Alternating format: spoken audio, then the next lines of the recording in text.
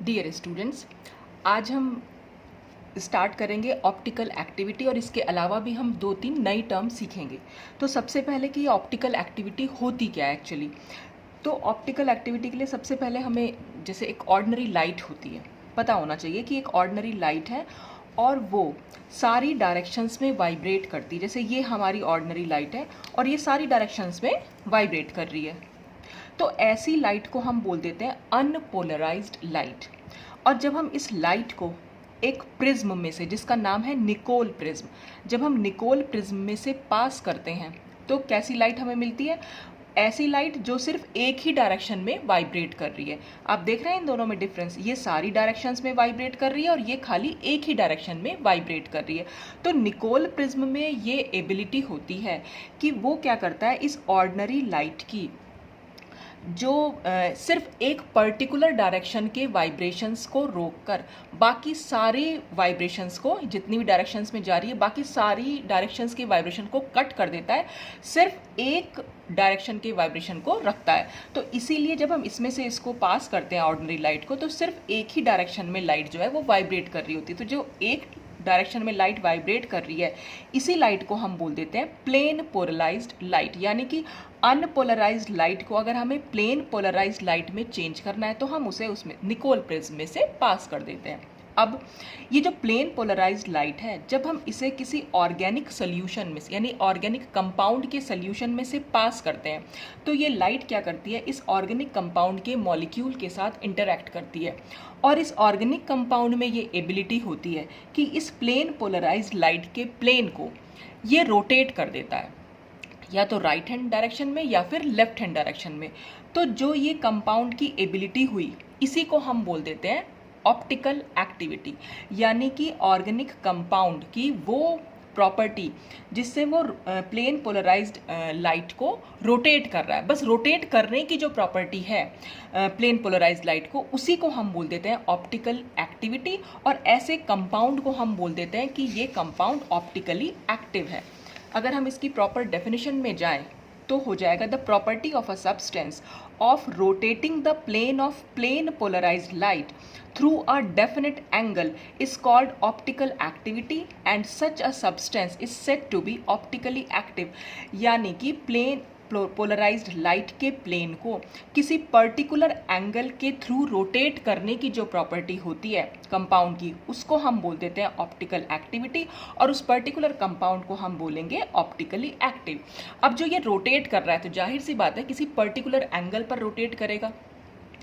तो जो वो रोटेट करने, जो वो पर्टिकुलर एंगल है, अगर हमें ये रोटेशन हमें मेज़र करनी हो, यानी मापनी हो, तो हम एक इंस्ट्रूमेंट इसमें यूज़ करते हैं जिसको हम बोलते हैं पोलैरीमीटर। तो पोलैरीमीटर की हेल्प से हम वो रोटेशन को कैलकुलेट या मेज़र कर लेते हैं, कि माप लेते हैं कि भाई कितने एंगल पर वो प्लेन पोलराइज्ड लाइट जो है वो रोटेट हुई है।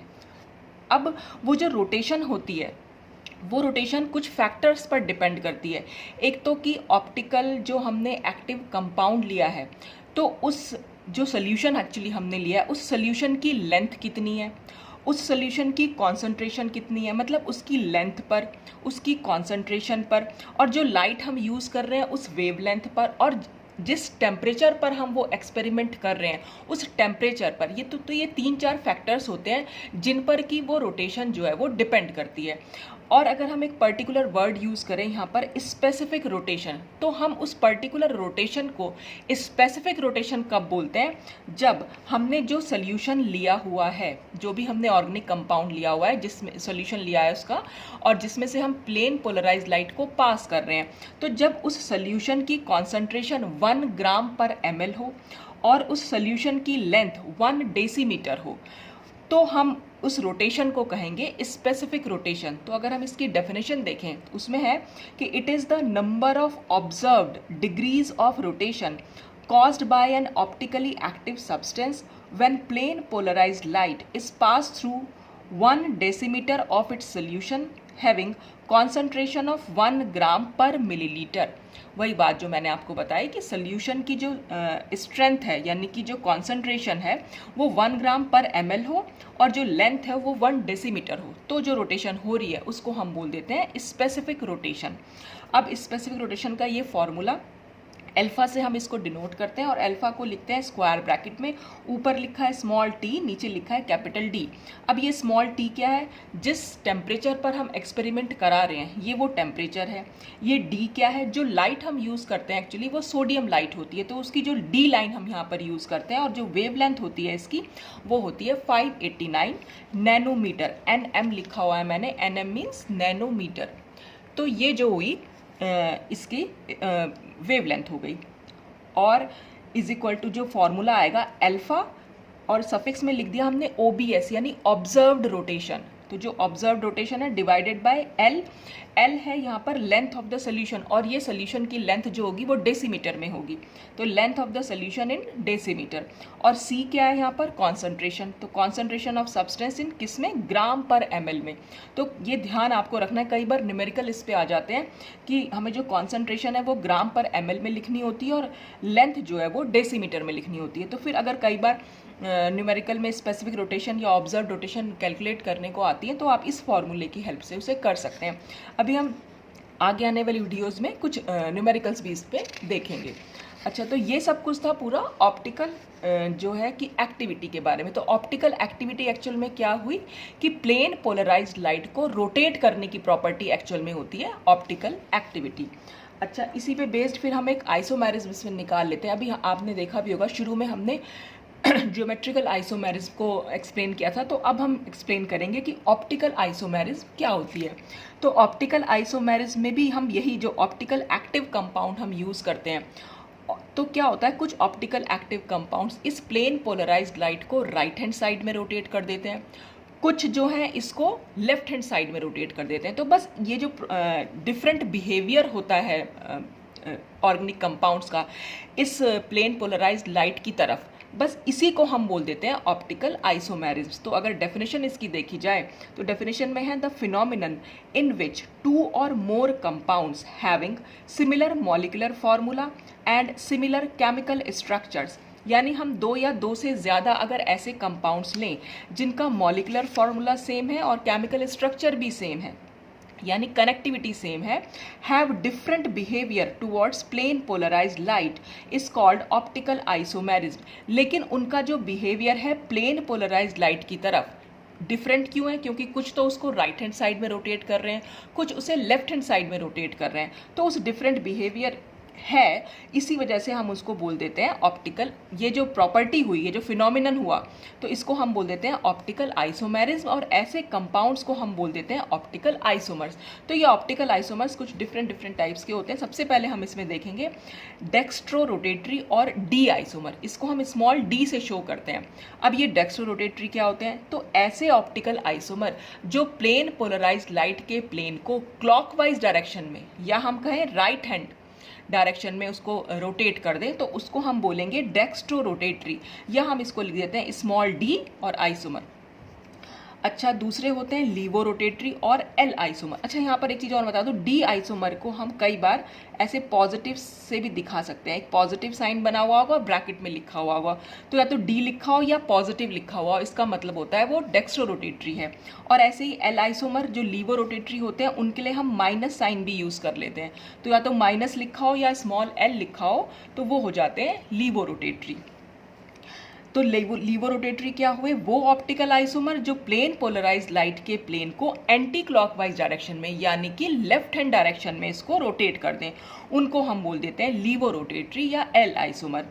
अच्छा, एक चीज़ और मैं यहाँ आपको बता देना चाहती हूँ, हमने एक बार अभी नॉमेनक्लेचर जब डिस्कस किया था, कई बार बच्चे बड़े कंफ्यूज होते हैं। एक तो हम कैपिटल डी यूज़ कर रहे हैं और एक हम स्मॉल डी यूज़ कर रहे हैं, तो इन दोनों में डिफरेंस होता है।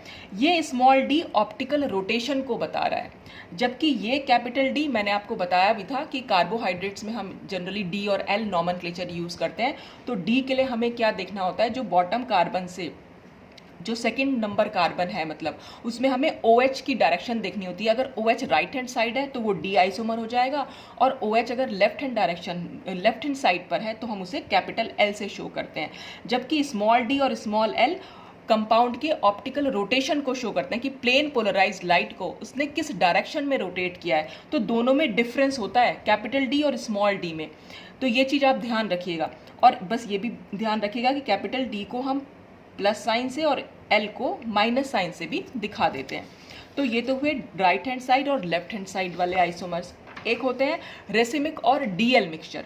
अब जैसे कि नाम से ही मिल रहा है DL मिक्सचर, यानी D फॉर्म और L फॉर्म दोनों का मिक्सचर होगा और इक्विमोलर मिक्सचर होगा। इक्विमोलर से मतलब होता है कि अगर हमने 50% D आइसोमर लिया है तो 50% ही हम L आइसोमर लेंगे, दोनों की जो क्वांटिटी होगी वो हमारी सेम होगी। तो this is the equimolar mixture of D and L forms and have no effect on plane polarised light. इसका प्लेन पोलराइज्ड लाइट पर कोई इफेक्ट नहीं होता है। और ये सोचने वाली बात भी कि क्यों नहीं होता होगा, भाई जब हमने दोनों ही फॉर्म्स एक ही दोनों का मिक्सचर ले रखा है तो भाई डी फॉर्म क्या करेगी, जो डी फॉर्म होगी वो प्लेन पोलराइज्ड लाइट के प्लेन को राइट हैंड साइड में घुमा देगी, और जो एल फॉर्म होगी वो क्या करेंगे, वो वाले कंपाउंड्स क्या करेंगे, उसे वापस से पहले वाले ने अगर राइट हैंड घुमाया, डी वाले ने राइट हैंड घुमाता है, और लीवर रोटेटरी क्या करेंगे, उसे वापस लेफ्ट हैंड पे घुमा देंगे। तो नेट रोटेशन जो हो जाएगी वो जीरो हो जाएगी, दोनों एक दूसरे को कॉम्पनसेट कर देंगे। एक अगर ऐसे ले गया तो दूसरा उसे वापस ले आया, तो रोटेशन हमारी कुछ हो ही नहीं पाई। तो इसलिए इनका कोई इफेक्ट, हम ये मानते हैं कि प्लेन पोलराइज्ड लाइट पर कोई इफेक्ट नहीं होता है। Due to the presence of D and L form of the same substance, the rotation caused by D form is exactly compensated by that caused by L form. जितना D form ने rotate किया था एक side, L side उसके opposite side पर उसको rotate कर देती है, इसलिए जो नेट रोटेशन होती है वो जीरो हो जाती है।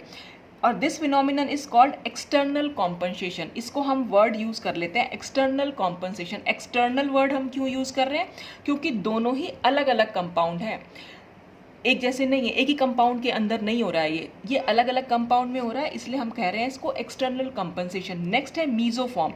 मीजोफॉर्म शो करती है इंटरनल कॉम्पनसेशन। अब देखिए इंटरनल कैसे करेगी। मीजोफॉर्म में क्या होता है, हमारे पास एक ही कंपाउंड होता है, एक कंपाउंड का अपर हाफ यानी आधा हाफ जो होता है, आधा पार्ट कह लीजिए आप, आधा पार्ट तो क्या करता है, प्लेन पोलराइज्ड लाइट को राइट हैंड साइड में घुमा देगा, और बाकी का आधा पार्ट क्या करेगा, उसे लेफ्ट हैंड साइड में घुमा देगा। तो इसलिए यहाँ पर भी नेट रोटेशन जीरो हो जाएगी। और क्योंकि यहाँ पे हमारा सिंगल ही कंपाउंड है, एक ही कंपाउंड के अंदर ये हो रहा है, इसलिए हम इसके लिए वर्ड यूज कर लेते हैं इंटरनल कॉम्पनसेशन। तो एक हाफ तो उसे जिस डायरेक्शन में घुमा रहा है, दूसरा हाफ उसे उल्टी डायरेक्शन में घुमा देगा, इसलिए यहाँ पर भी नेट रोटेशन जीरो हो जाएगी। तो ये भी नेट रोटेशन जीरो होती है रेसिमिक में भी, और मीजोफॉर्म में भी यहाँ पर जीरो होती है। इसलिए प्लेन पोलराइज्ड लाइट के लिए हम कह सकते हैं इनका कोई नेट इफेक्ट जो है वो निकल के नहीं आता है। तो ये थे ऑप्टिकल आइसोमेरिज्म के बारे में। और अब इसमें हम लास्ट टॉपिक डिस्कस करेंगे, कायरलिटी। बहुत ही इंपॉर्टेंट टॉपिक है, और कायरलिटी एक्चुअल में क्या हो रही है बस हमें वही देखना है। तो this term is derived from the Greek word care which means hand. तो ये जो कायरलिटी वर्ड है ये हमने एक ग्रीक वर्ड से लिया है जिसका मतलब ही होता है हैंड। तो कायरलिटी का मतलब हो जाएगा हैविंग हैंडेडनेस, यानी किसी मॉलिक्यूल में हैंडेडनेस का होना। और हैंडेडनेस से मतलब जैसे हम बोलते हैं राइट हैंड होना या लेफ्ट हैंडेड होना, तो वो हमारी कहलाती है कायरलिटी। तो कोई भी ऑब्जेक्ट्स और molecules which are not superimposable on their mirror images are chiral.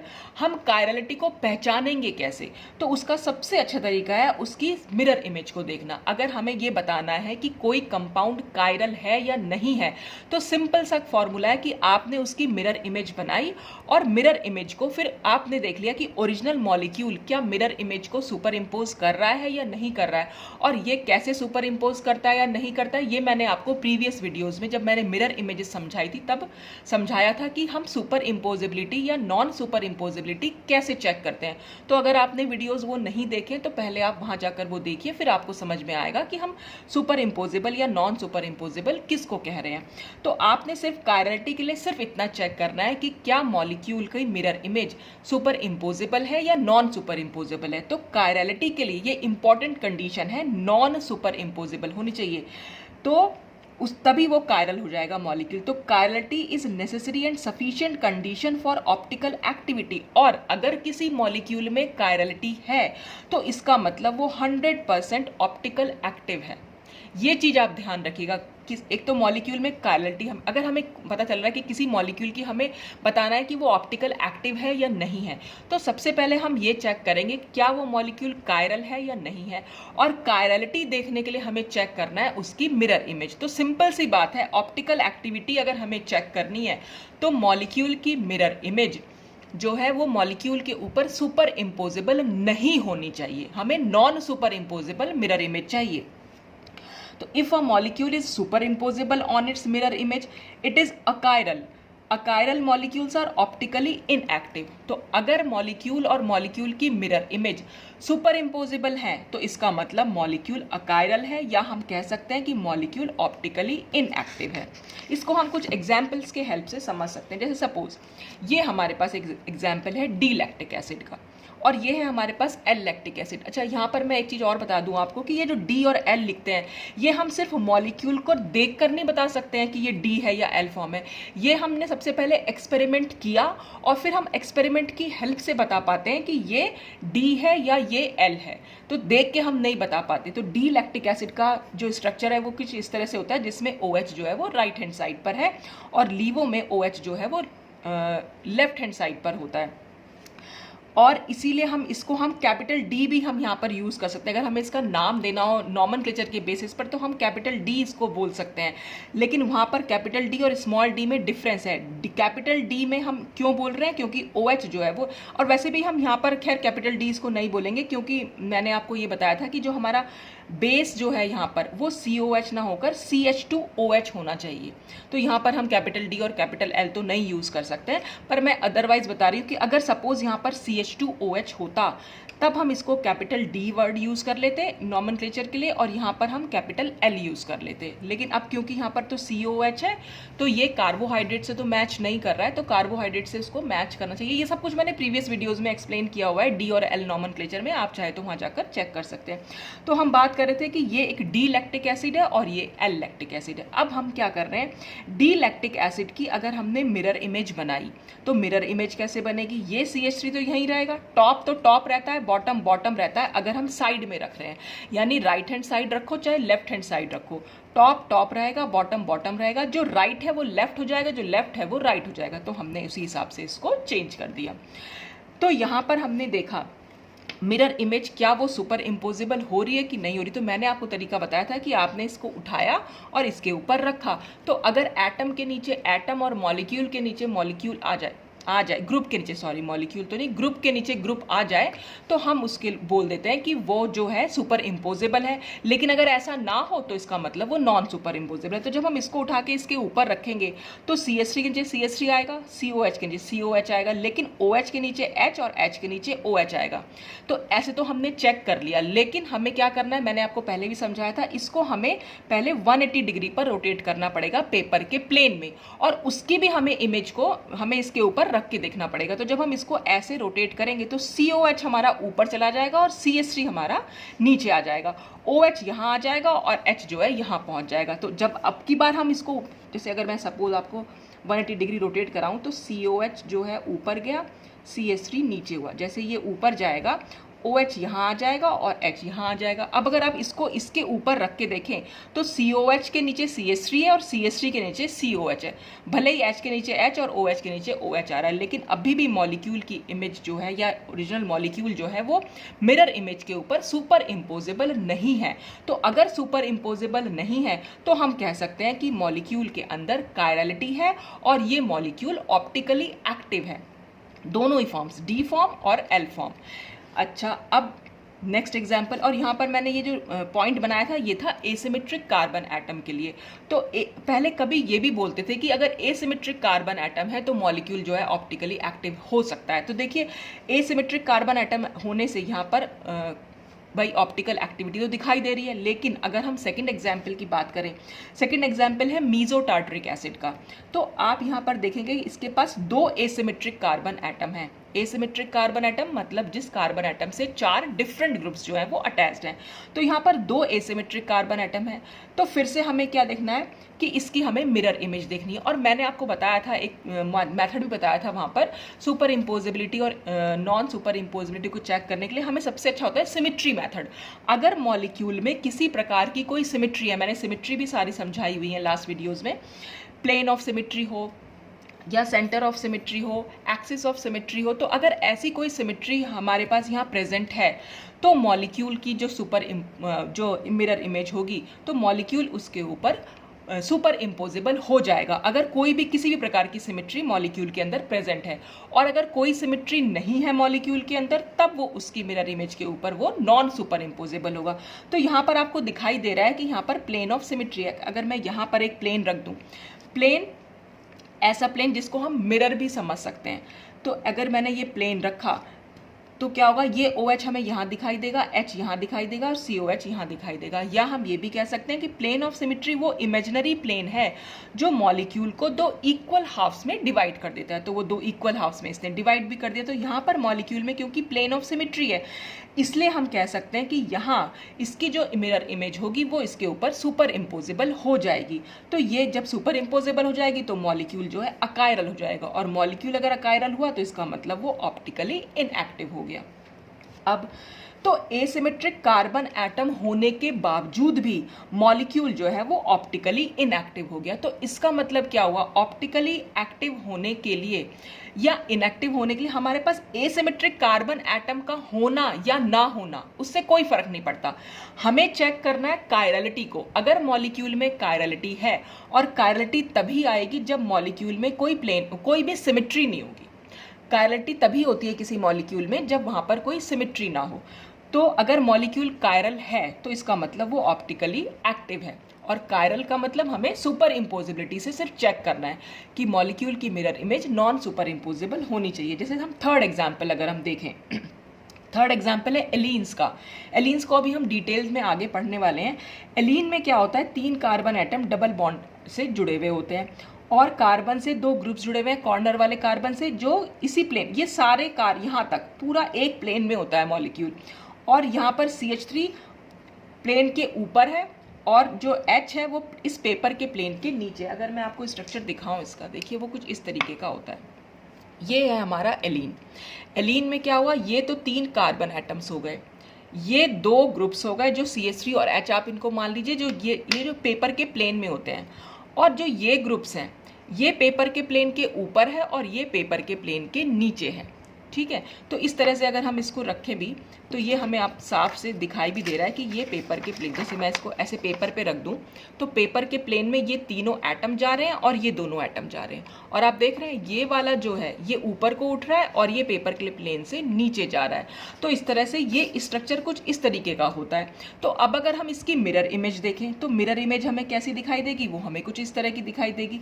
तो अगर मैं इसको उठा के इसके ऊपर रख दूं तो देखो देखने में ऐसा लग रहा है ना कि CH3 के नीचे CH3 है, H के नीचे H है, इस CH3 के नीचे CH3 और H के, लेकिन एक्चुअल में ऐसा होता नहीं है, क्योंकि ये दोनों जो है पेपर के प्लेन से ऊपर और पेपर के प्लेन से नीचे, एक पेपर के प्लेन के ऊपर है और एक पेपर के प्लेन के नीचे है, जबकि ये दोनों CH3 और H पेपर के प्लेन में है। तो अगर मैं इसको उठा के इसके ऊपर, सपोज देखिए मैं अगर यहाँ पर ही दिखाऊं आपको, ये इस तरीके से, ये है इस तरीके का मॉलिक्यूल। तो अब मैं सिर्फ इतना पोर्शन दिखा रही हूँ आपको, ये जो ऊपर और नीचे है, देखिए ये तो प्लेन में है, तो अगर मैं इसको इसके ऊपर रखूंगी तो ये तो ऊपर चला जाएगा और ये नीचे चला जाएगा, और जबकि ये दोनों प्लेन में रह जाएंगे। तो इसका मतलब ये जो मिरर इमेज है मॉलिक्यूल की, ये दोनों जो है एक दूसरे के ऊपर नॉन सुपर इम्पोजेबल हैं। चाहे आप इसको 180 डिग्री भी रोटेट करा के देख लीजिए, 180 डिग्री अगर आप रोटेट कराएंगे तो हम इसको इस तरह से रोटेट करा देंगे तो ये वाला H ऊपर आ जाएगा और ये CH3 नीचे पहुंच जाएगा, तब भी ये नॉन सुपर इम्पोजेबल ही रहेंगे। तो ये कंपाउंड में क्योंकि जो मॉलिक्यूल है, ओरिजिनल मॉलिक्यूल है, क्योंकि वो उसकी मिरर इमेज पर सुपर इम्पोज नहीं हो पा रहा है, यानी कि नॉन सुपर इम्पोजेबल है, इसलिए मॉलिक्यूल में कायरलिटी है और इसीलिए वो ऑप्टिकली एक्टिव है। और आप देख रहे हैं यहाँ पर कोई भी एसिमेट्रिक कार्बन एटम नहीं है। तो एसिमेट्रिक कार्बन एटम हो और चाहे ना हो, इससे कोई फर्क नहीं पड़ता, ना तो कायरलिटी पर ना ऑप्टिकली एक्टिव होने पर। फर्क कैसे पड़ता है, ऑप्टिकली एक्टिव होने के लिए जरूरी है कायरलिटी मॉलिक्यूल में, और कायरलिटी होने के लिए जरूरी है मॉलिक्यूल का मॉलिक्यूल और मॉलिक्यूल की मिरर इमेज का नॉन सुपर इम्पोजेबल होना, यानी मॉलिक्यूल की mirror image non super imposable होनी चाहिए, तब मॉलिक्यूल के अंदर कायरलिटी होगी या ऑप्टिकल एक्टिविटी होगी।